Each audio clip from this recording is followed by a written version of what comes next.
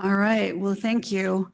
Our next session is really focused on how we're using information that we gather through audit conclusions in our decisions when we go out to monitor and how we interact with you, including what is provided to you in your compliance oversight plan. So we've got a coffee talk set up for you where we'll talk about how we're using internal controls and how they impact our monitoring decisions or the interactions that we might have with you. So please welcome Sandra Revenal, Manager of Entity Monitoring, Katie Calibo, Mitigation Engineer, and Stacia Karen, Manager of Entity Monitoring.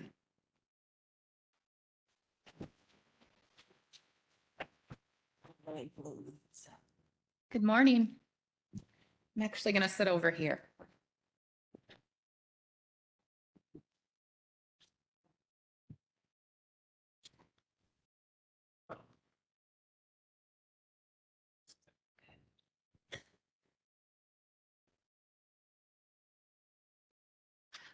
Okay, so this is a little bit of a different format. Kim mentioned that it's a coffee talk, but the content that we have is going to be 20 to 30 minutes in length.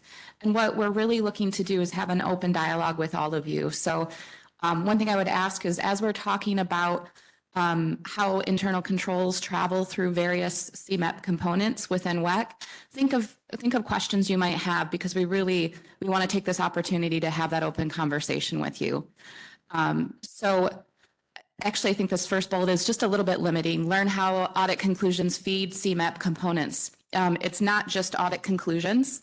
There are a number of different ways that we learn about your internal controls, whether it's through mitigation, auditor feedback is certainly one of them.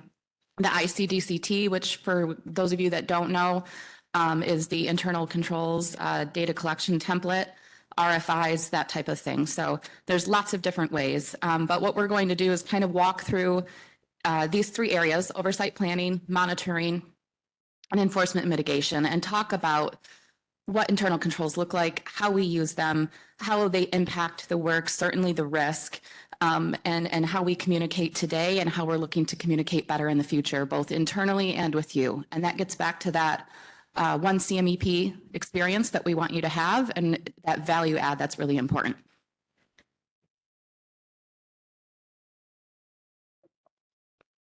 Okay, so we're going to start with oversight planning.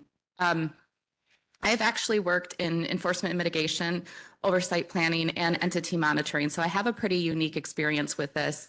But with oversight planning, like I mentioned, we get information about your internal controls in a lot of different ways.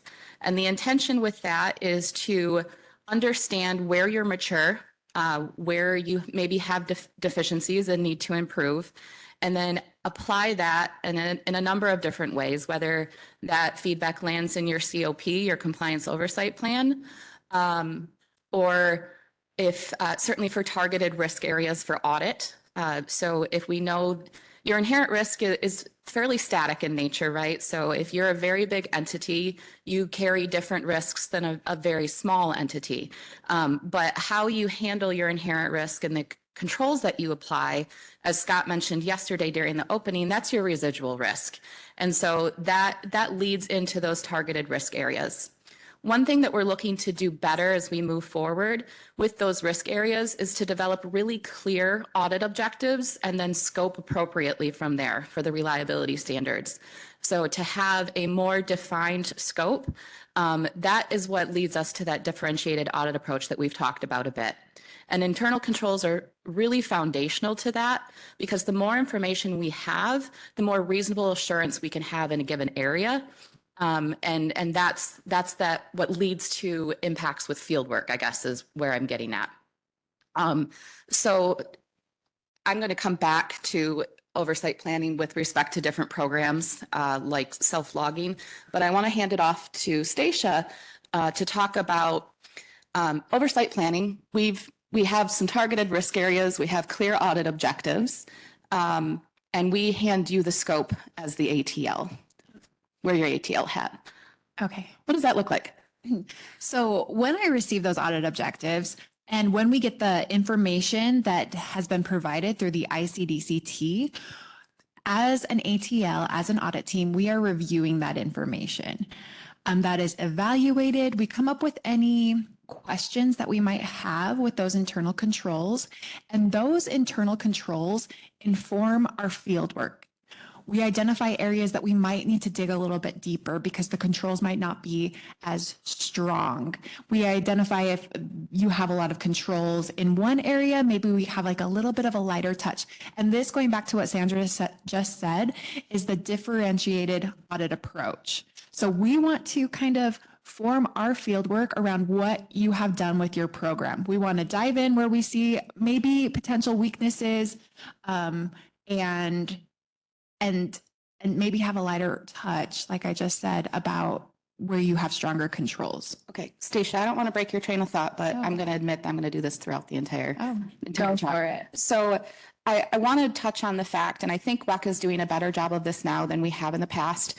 But you as the ATL and your audit team, you're looking at the information from the ICDCT, but that doesn't happen in a silo, right? We have risk engineers, we have internal control specialists. So you're having conversations with them about the controls. Certainly. I mean, your boots on ground, but we have those conversations. Yeah, absolutely. So we take a lot of the information that oversight planning gives to us, and that's they've done a thorough evaluation of your internal controls. They hand us some questions that we might need to look a little bit deeper in, and then we go through and we evaluate those internal controls. We take those questions and we kind of compare them to what we're looking at in the compliance realm, and that's how we inform our field work. Does that? Yeah. Okay. Yep. And so I guess just move. So that's pre-audit. Okay. We're talking about pre-audit here. But let's kind of move into like what the auditors do during the audit with internal control information. Okay. So the auditors are there to assess the effectiveness of the internal controls that you have identified. Does it? Oh, good. Sorry. Yeah. This is going to be fun. No, that's- So tell me, so you're looking at internal controls. There is a difference between compliance controls and operational controls, right? And generally, where are we finding the risk? It's in the operational controls, right? Yeah, exactly. Okay, so different things. I will say that the more they overlap, usually the more sustainable they are. So if you're new and you're looking at internal controls, if you happen to be a new PCC, I would really say the more you can make an operational control overlap with a compliance control, the better it's going to stand up.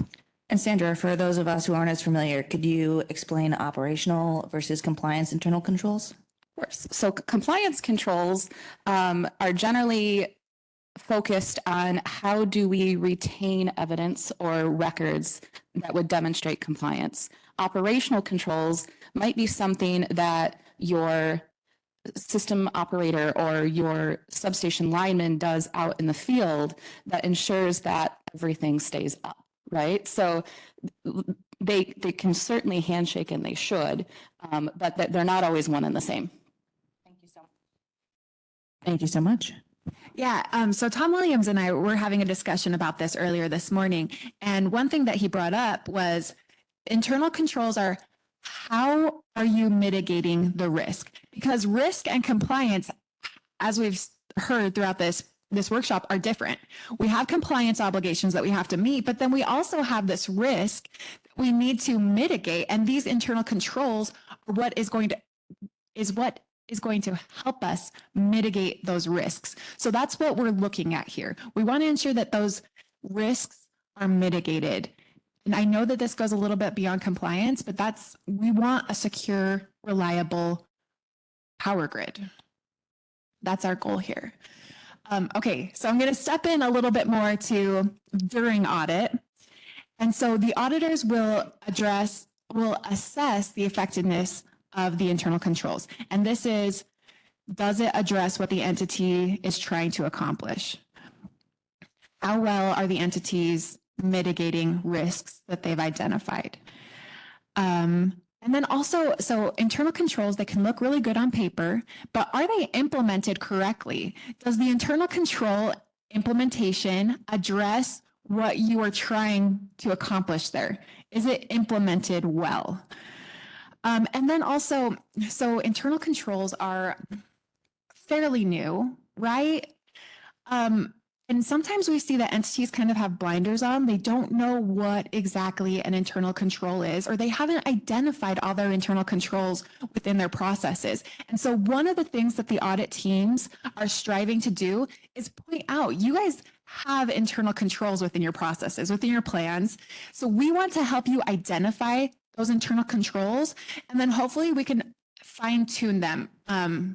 I mean, hopefully you guys can fine tune them, but we're there to help. We're there to help with any way that we can. And then we'll ask questions. We'll go in deeper.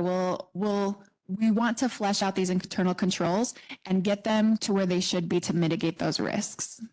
Yeah, so in that respect, internal controls, they're not new. I think the way we have approached them and we talk about them is new for some entities or for some folks, but certainly it goes back to Yellow Book, all of those principles that we look at, and I think they're particularly beneficial when you're just trying to help an entity identify what their controls are, because they are so embedded in the work that you do. Yeah. Yep. Absolutely. Okay, and then keeping on this trend, let's talk about what happens after audit. So the auditors collect all their data. The auditors are the boots on the ground. So we have the most insight to what you guys are actually doing as entities. We see the effectiveness of your controls. We take all that data back and we hand it over to oversight planning and enforcement. And that information that we're collecting can inform your compliance oversight plan. So one thing that I love about interviews, and I talked a little bit about it yesterday, is that's where we pull out the most information about your internal controls. So I would just recommend to be as transparent as possible. And I know that that scares some people because you don't want to get in hot water. You don't want an area of concern, but I don't necessarily think that areas of concern are a bad thing if they are helping you improve your processes and helping you mitigate that risk. So we take all that information back, we pass it over to these other teams, and that helps inform your compliance oversight plan. Well, and to flip the script a little bit as well, conversations about internal controls can just as easily lead to positive observations. If you're going above and beyond and you have a really robust detective control, that should be noted. It should be reflected in your COP. We should be having conversations about that throughout the various CMEP components. So acknowledging that and seeing that, I think, is an area where we can improve and we can continue to move forward with it. Absolutely. Are we throwing it over the fence to enforcement? Let's lob it over. Like many things, they all end up in enforcement over the fence, and then we'll close it out. So first thing, I want to just kind of talk about internal controls and how enforcement uses them, because in general, you don't hear us say the word internal controls when we're working on your PNCs and your mitigation, right? It's kind of baked into the process. So like Sandra said, it's not new. It's what we've been doing since the beginning. It's literally baked in with the line, right? Mitigating activities. It is. They're called, some of them I think are called preventative controls now. Right? We actually have started using that word controls when we start talking about the enforcement processes. So just to give you some background on what we're looking at, right, is kind of in order that we think through the PNCs, right? Typically the first thing we read, date discovered, right? Method of discovery and a description, right? That is your first place to demonstrate or your internal controls or lack thereof, right? And you get credit for that. If you are able to find a non-compliance through an internal control, that is a positive in our book, right? That says you are able to locate, self-identify, and then hopefully self-correct your own problems in a short period of time, which limits both the scope and the duration, so the overall risk. Right, so to us, we're looking at that discovery method, right? Is it discovered through an internal control? And even if it's not, I know it's not in the NERC glossary, I don't think, but a capital I internal control, right? Even if it's just a process that you have, we want to know about it, right? Was that a supervisor review that they do monthly that caught it? Oh, that's great to know because it gives us an assurance that you probably identified this quickly and would probably quickly identify similar issues. On the other hand, it gives us a little bit of concern and causes us to dig a little deeper if this wasn't discovered internally, right? If the duration is extremely long, right? If it's not found for 5 years and then the audit team comes in and this is something that probably should have been internally identified, that gives us concern of what other issues are hiding in the cracks that you're not able to self-identify with your internal controls. So that's our first thought. Our second thought is the risk, right? So some of the biggest controllable factors in risk, right? Obviously you can't control your size or your inherent risk, but from a P&C perspective, what does change is how much generation, transmission lines, like power, relays, what was the scope? How big was this effect? Right. Also, the duration, right? The longer something goes on, the higher the risk is that it causes something bad. So I like to think about things. If I have a short duration, I either have a strong detective control or I got lucky, right? We're hoping that it's strong detective control. If I am able to remediate really quickly, I have a strong corrective control or I got lucky. I don't like to put my money on luck. So strong corrective control. Preventative controls don't always present in the same fashion, but preventative controls are probably some of the most profound because they prevent the noncompliance to begin with, right? They help to mitigate that risk right out of the gate. Absolutely. And if you have a strong preventative control, hopefully I never even have to talk to you, right? Like that's the goal. I want you to have strong preventive controls. You know, I love interacting with everyone, but ideally I would love to not interact with anyone, right? Mm-hmm. That's kind of the goal, is to not have any PNCs. So that's what we're all working towards. So going on that same sort of back to risk, right? So we also want to know what internal controls were in place to lower the risk. And again, these may not be necessarily formalized, documented internal controls, but if, for example, like I think in noncompliance we see all the time, PRC5, someone makes a typo, right? When they're doing their documentation, they type a date wrong, they accidentally hit complete instead of incomplete when they mean to reschedule, right? Something happens, human error, there's a lot of maintenance, there's a lot of opportunities for mistakes. So we want to know what controls were in place to lower that risk. So this could be your detective controls, your preventative controls. This could be other controls. So for example, if in this PRC5 situation, you have extra supervisor reviews. So after every maintenance entry, you have the plant supervisor or someone does a second check. And you know what? They missed this one because someone typed 2012 instead of 2021 because we all feel like 2012 just happened, and the supervisor reviewed it and went, that looks fine, right? So, but that gives us the assurance of there is already a second layer in there, right? That means there's probably other mistakes that were caught by that supervisor review, right? Also could be internal reviews. If you do an annual NERC compliance review of your standards and you're able to find and detect it, again, that gives us that warm feeling that yes, you are able to self-identify. That means the scope is probably really limited to what you told us, right? It probably doesn't extend back significantly farther because you caught this at the first available opportunity with your own internal controls process. Right. It could also be things that minimize risk.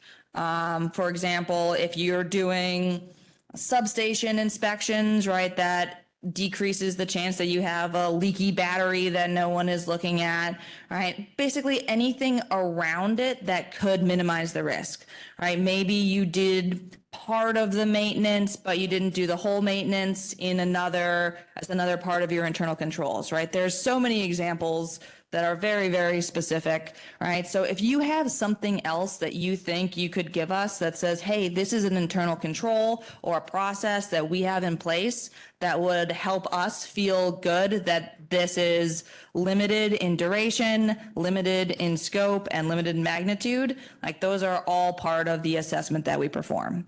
And then finally, we have the mitigation, which is really the last portion where we use internal controls.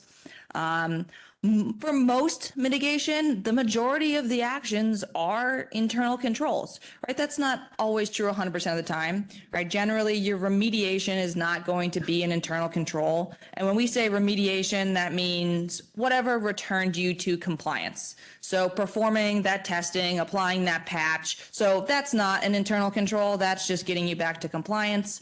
But almost always the rest of them are mostly internal controls, right? Either adding a detective control if it took you a long time to find something, more supervisor reviews, more alerts on your software system, changing how the alarms sound in your control room so that your operators are more quickly able to recognize issues.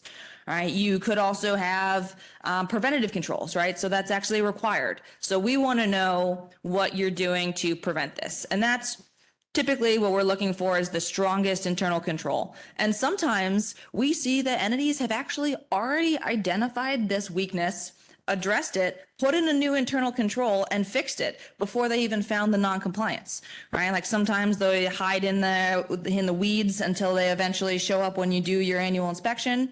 Like that, we give you lots of credit for that because that says before we even found a non-compliance, we recognized this was a weakness in our system that we addressed with an internal control. And you can take credit for that in your mitigation, even if it happened and was in place before the non-compliance was even identified.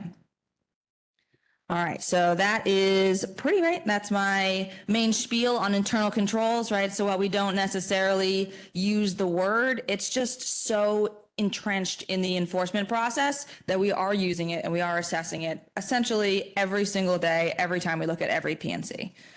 Okay. Well, I have a question for you. I'm very excited. Okay. So I said we threw it over the fence to you, but I'm over here in oversight planning and I'm scoping for an audit and you have an open enforcement action. What is a way that an auditor could assist you and provide value to the entity with an open enforcement action? Absolutely. So this is definitely a process that we're revamping, I think is the correct word for it. So we're going back and we're focusing on adding OEAs back to audits at points where it would provide value. So we work with the audit team.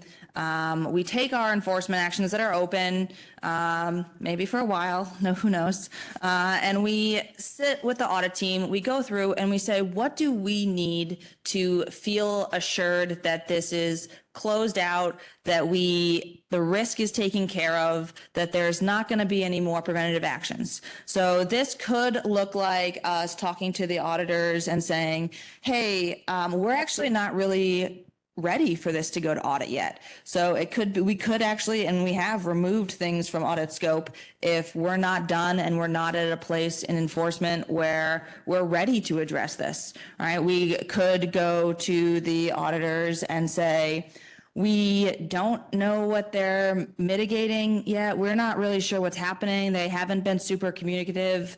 Like, we need you to pull this data for us, and we'll get them to pull some information. So verification of internal controls, that's where we're getting back to, right? Is that what you do? Yes. And I want to point out something that Katie said, is that we are revamping this. We are trying to be very intentional here at WECC.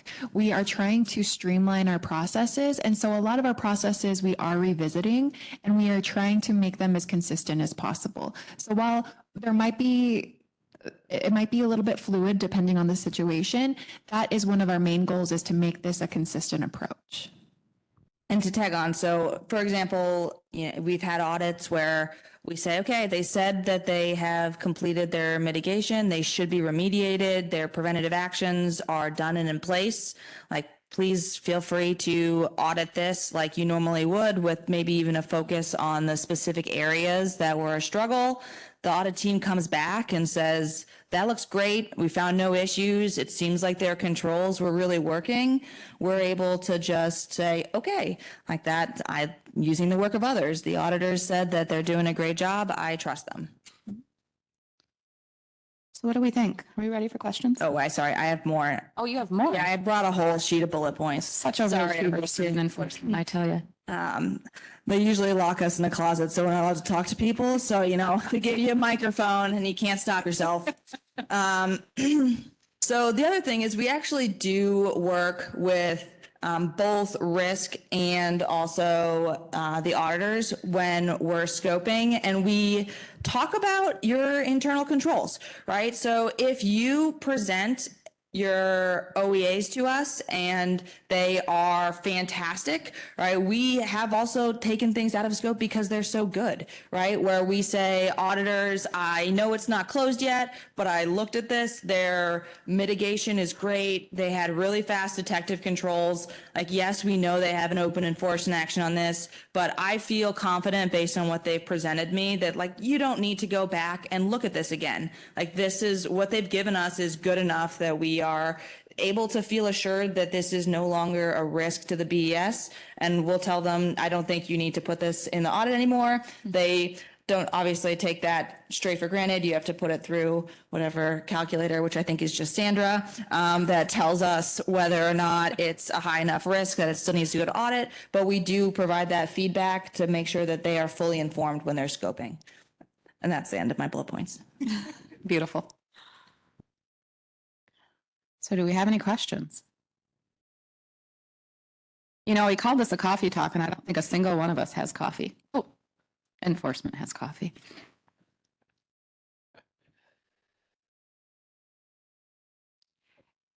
Do we have any online? Maybe? We did receive an online question. How do you make sure that the compliance controls do not end up swamping the operational controls? This is like a three-part question, so I'll start with that one and then we can go to the next piece. Compliance controls, not swamping operational controls. I think that's where that balance is really important. I think you have to have a lot of conversations with your subject matter experts and get them comfortable with the idea of internal controls, ensuring that they know the difference, but they understand the importance of both of them. And I think where you can really benefit is by asking questions like, where do you think we could drop the ball? What keeps you up at night? Those are likely going to be operational controls. And then from there, how do you embed in that particular control attributes that would lead to demonstrated compliance? And so that's where you can alleviate some of that burden. So how do we keep their work as normal for them to mitigate operational risks and bring in and usher in that demonstrated compliance? And it's different for every circumstance. The facts will always be different. Every SME will be different. But I think you just have to have that open dialogue with them and figure out ways that you can make it functional. Okay, let me finish out this question and then we'll come to you, Monica. Do you provide an evaluation of how well compliance risk is mitigated against the efficiency costs to operational controls? Is there a measure you use to evaluate that? Well, there's a lot going on in that question. Can you say it again? Yes. Do you provide an evaluation of how well compliance risk is mitigated against the efficiency cost to operational controls? Is there a measure that you use to evaluate that? So what I think this is asking is, how do you look at the maturity of a control or a control program? And there are a lot of different ways to weigh in on that. I don't think there's one specific methodology right now that leads us A plus B equals C. But that said, the more information we have, the more data we get, the better we can understand how mature your program is. And going back to what Scott was talking about yesterday, we're looking at inherent risk. We're looking at the controls that you apply, and what's left over is your residual risk, right? And so then there becomes a certain amount of accepted risk. And so I don't know that it's so much that we do that equation for you, but each entity needs to do that equation for themselves with a clear understanding of what their risk is. Thank you. And I'm so sorry, I had one more point that I forgot to make. I just want to say, when we get our information from the auditors, when we're writing, if it's an audit finding specifically, we do take that assessment of their internal controls, and that goes right into the P&C processing with everything else. So I want to make it clear, when we get that data from them, we do pull that straight in, and their evaluation of their internal controls goes right into the risks. We may not even need to ask you any further questions, so that may be transparent to everyone. So I just wanted to say that that is also part of the process. Haley, was there another part to that question? That was the end of that question. So we can go to Monica? our live.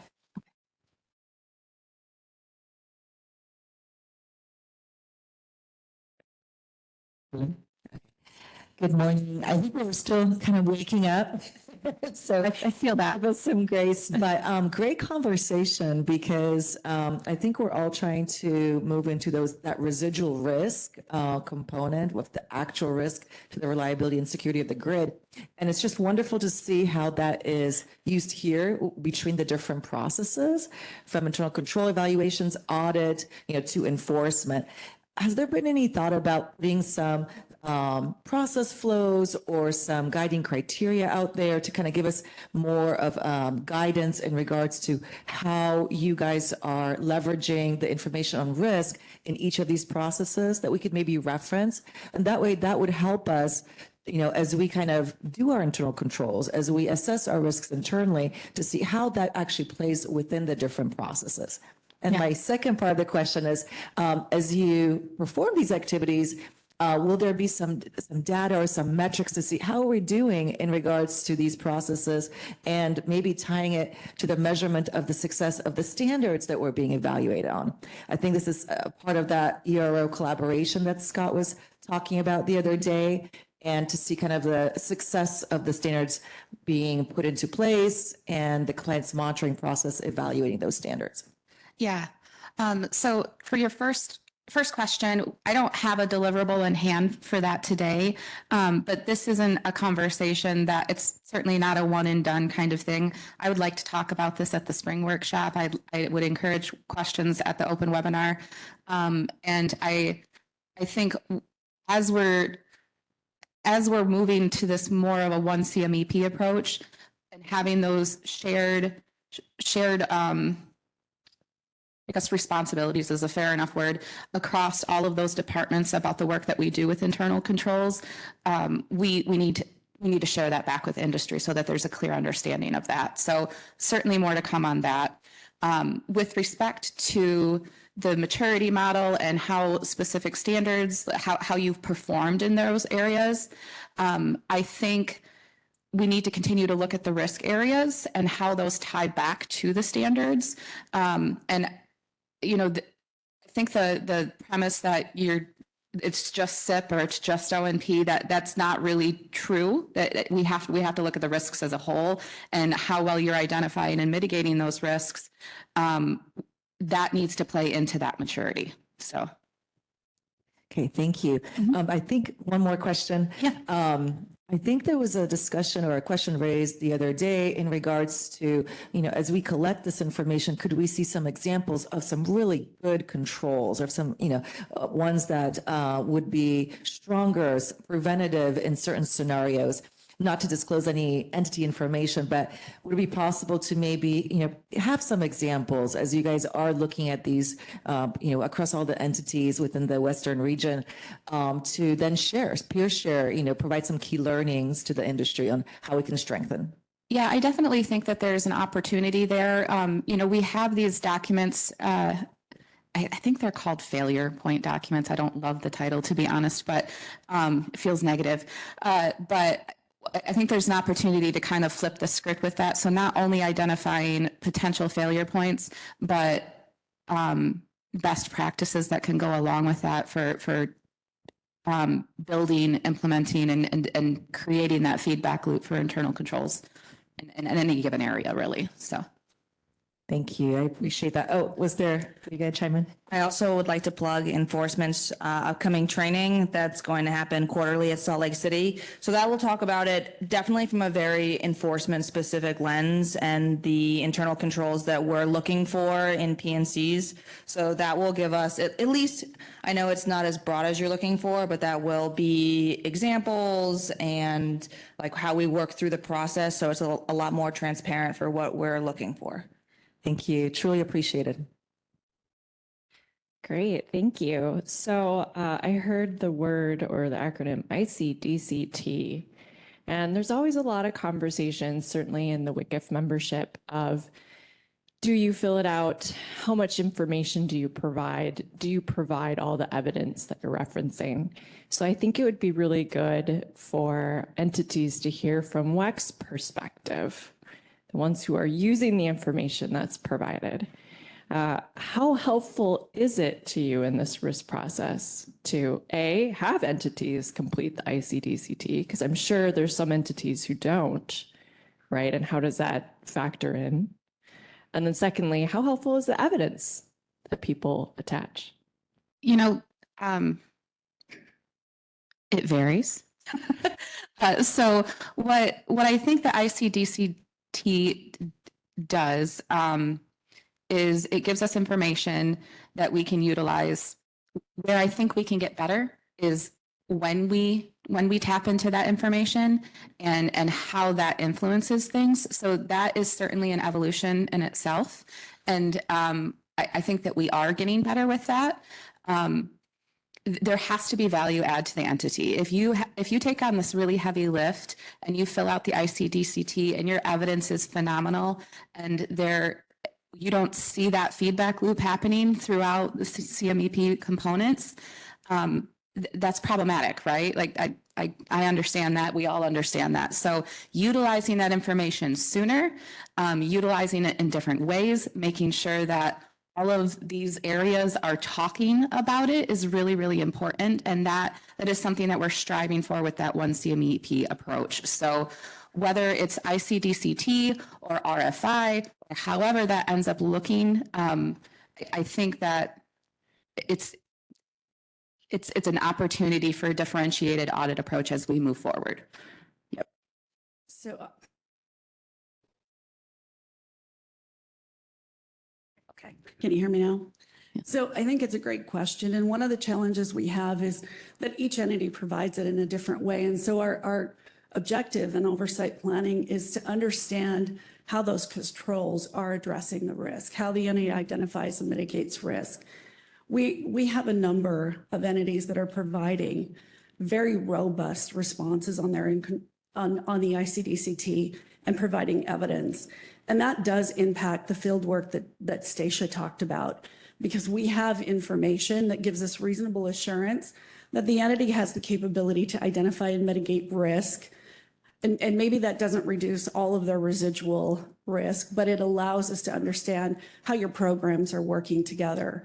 So that information is not only informing, when we get that information, informing what goes into scope, but how we would actually engage with you and the interaction that we would have.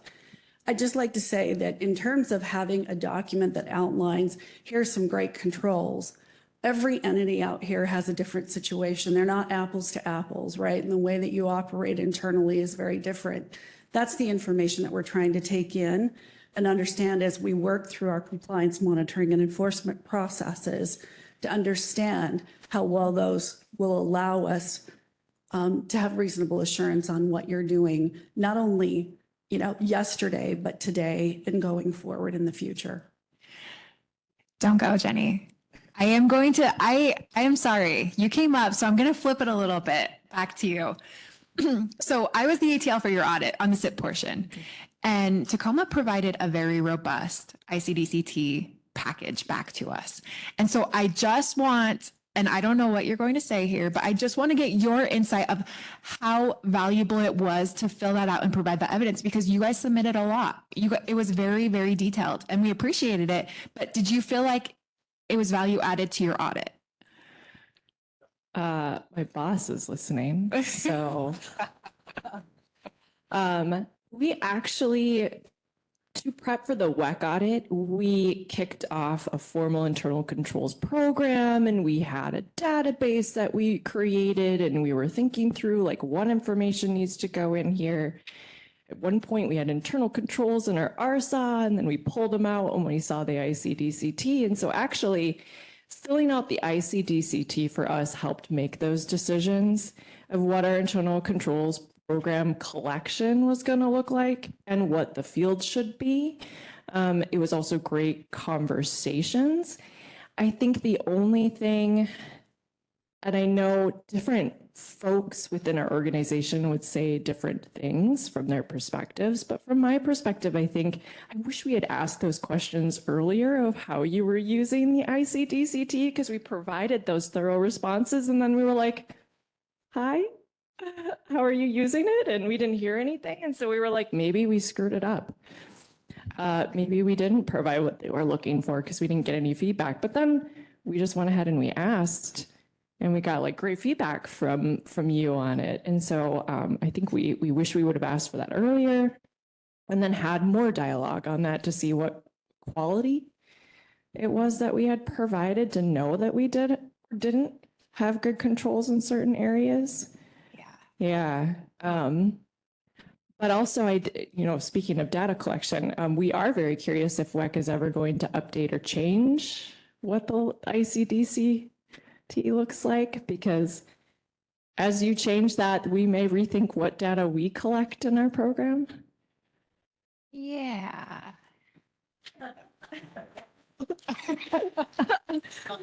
Kim? So, one of the things that we have is really understanding the definitions, and you've highlighted a number of things. This is an evolution in terms of the way that the one CMEP is kind of working. And it's new to us. Like, we've really started to say, let's use internal controls that allow us to understand how the entity is mitigating those risks. But more importantly, reading a document is very different than having the conversation that you talked about, right? So we have opportunities there.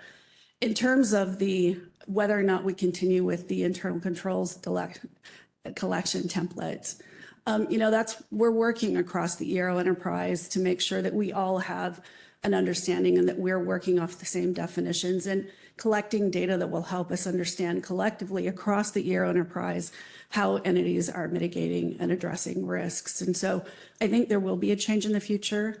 I don't expect it to be soon, but right now I don't know what it will be. We're trying to make sure that we have better alignment across all of the ERO enterprise in terms of how we work with internal controls. Okay, you're That answered your excused. question. Yeah. Thanks, Jenny. Hi, I'm Eric Olson with California ISO. Thank you. This is a great conversation, and I love the dialogue, and especially how this piggybacks on the earlier conversation about risk. So, and I chair the WECC internal controls focus group for those in the room who are interested in that. We have these types of conversations among WECC members.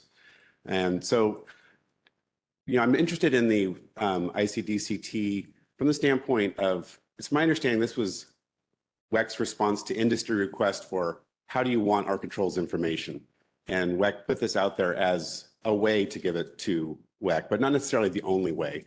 And I want to just see if that is still the case, if WECC is open to other means of controls information coming in. That's question one, or that's the question. Then I can also share just a brief bit about opportunity that the Cal ISO is, getting to work with WECC on what different approaches might look like, just for audience awareness. So, but anyway, is ICDCT the only way to give you controls information? I'm going to speak from Sandra's point of view here, if that's okay. I certainly, we have gotten information from entities in various formats regarding their internal controls, and I see no issue with that. I don't know, Kim, if you want to I'd say that's right. Part of, we talked about how we share information, and the goal isn't to collect information just through the ICDCT. that we already have an enforcement. And so how we tap into understanding what controls have been put in place and how that might impact future monitoring or the way that we engage with you is an opportunity we still need to sort of flesh out in the future. But as you just mentioned, we are working on a pilot with California ISO right now in this arena of just having conversations and what really constitutes providing information through internal, about your internal controls and your programs through conversations or maybe a webinar, whatever have you, but it doesn't always have to be through the internal controls template. Yeah, great. Well, thank you. And yeah, it's the dialogue has been good, to just explore new ways. And again, we appreciate WECC's openness because we understand the focus is reliability, not just compliance. And so as you're looking for ways to get that information from us, I think it's really helpful. And I appreciate that. I've heard WECC say today and in other forums, what works for the entity is what you want to see. You don't necessarily want everyone's controls to be stuffed into one box that WECC has created. You really want to learn how we all are mitigating risks to reliability and security. And so I think that's the message still, and just want to make sure that's what I'm hearing today and, Yes. and what we're all striving toward. Yeah, absolutely. Thank you. Absolutely. Tom, looks like Tom has a question. Tom has a Okay. question. Is it okay to ask my own team a question? Don't be alarmed. You have me nervous. Depends on what you ask. By the way, being locked in a closet, I'm sorry if my voice is a little, I had a lot of fun last night. I probably talked more in a month than in a day than I had talked in a month. So it was awesome. And just a comment, being locked in a closet sounds like a SIP6 control to me. So, Katie, this is a question for you. I thought it might be helpful. Sometimes we hear internal control, and we're like, what are they? What's internal about it? Internal as opposed to what? External? So that's one question. But I thought it might also be helpful if you could give an example, any of you, all of you, the difference between a detective, corrective, and preventive control, and maybe an example. I think that might really help some understand what we're talking about. Thank you. Absolutely. So I'm just going to change the words a little bit to align with align. So for the words we're using in align now is a remediating action is what is actually fixing that non-compliance. So if I go back to the PRC5, you missed a maintenance time frame because you made a typo, right? A remediating action would be you do the maintenance that was missed, right? You have whatever it was for whatever number of equipment and elements that were missed, you do the maintenance, you are now back into compliance. So that's your remediating action.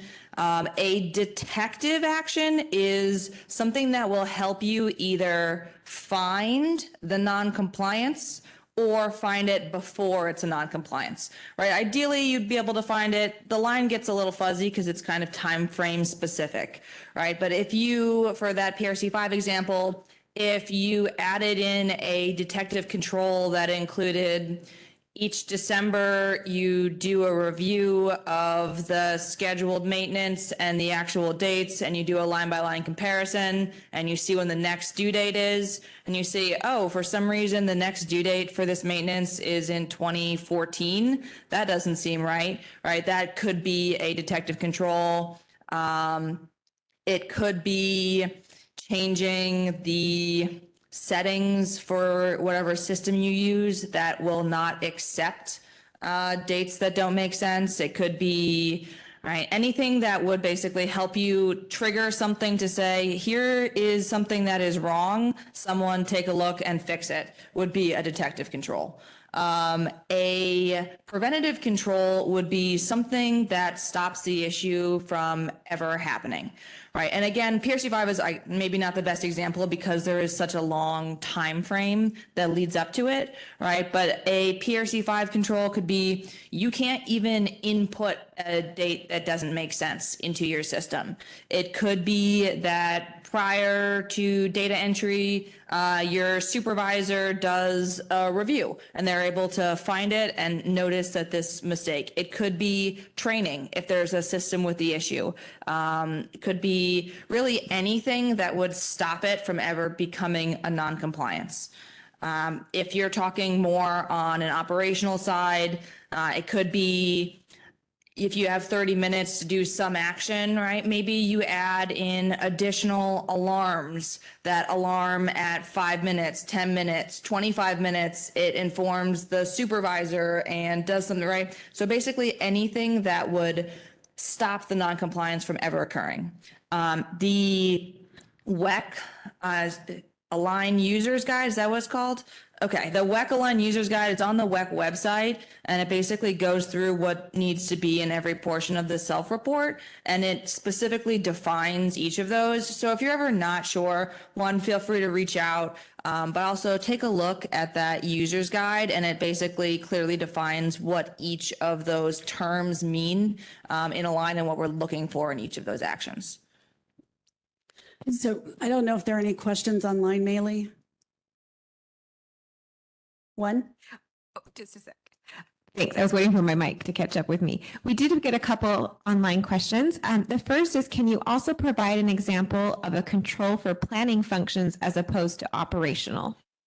Do you know, it sounds like something that we could probably take offline. Okay. Not necessarily for this. What the intent really was to share with you.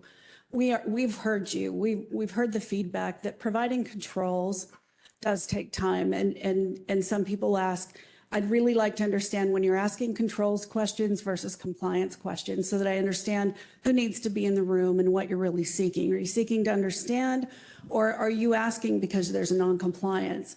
So we have an opportunity really to start showing you how we're taking that information and how it shows up in the way that we interact with you through the interviews as well as our field work.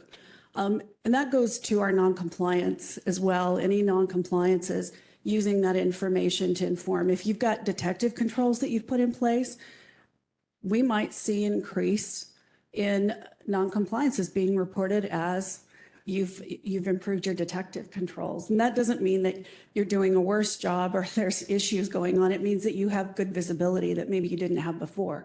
So we want to make sure that we're interacting with you, taking that information and having the right level of conversations to understand where we need to prioritize risks and what conversations need to happen through the oversight planning process and field work. So I'd like to thank everyone. We have a few more. Okay, great. Thank you. Is the ICDCT provided to enforcement after an audit if there were PNCs identified? Yes. Yes, so we actually have access to that. We do look at it. Sometimes if you get a PNC that's pretty sparse, it's a great starting point to take a look and say, I'd love to know more what's happening behind the scenes here. And even if it's not an audit finding, that's available. So if you get a PNC, would likely reach out and ask and confirm the control's still in place and it's still effective and if it's applicable. But it gives us a starting point to ask some questions like, hey, you said you had this great control, but it looks like maybe something didn't work out this time, or hey, is this still in place? Because that would be a great way to mitigate the scope. Can you tell us more about it? This might be a great mitigating action. So we do have access to that and we are able to look if it fills in some blanks that we're missing. It's a great reference. Thank you. Are demonstrated positive performance in the COP and a positive observation from audit one and the same? They are not. Certainly they can feed into something that could be defined as demonstrated positive performance, but they're not one and the same.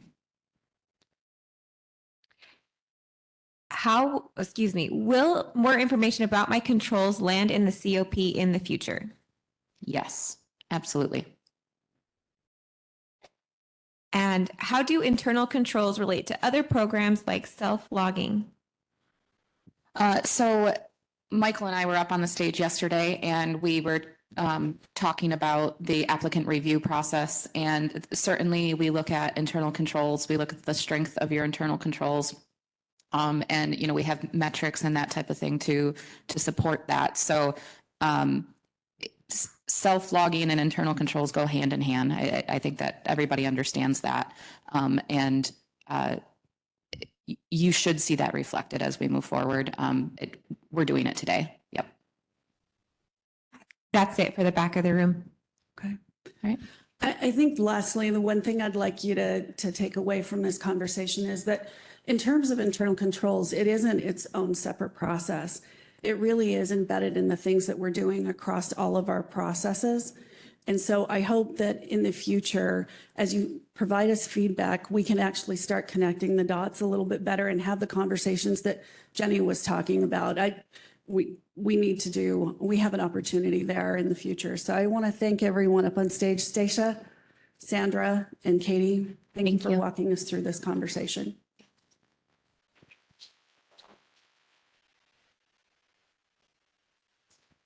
And I think Maylee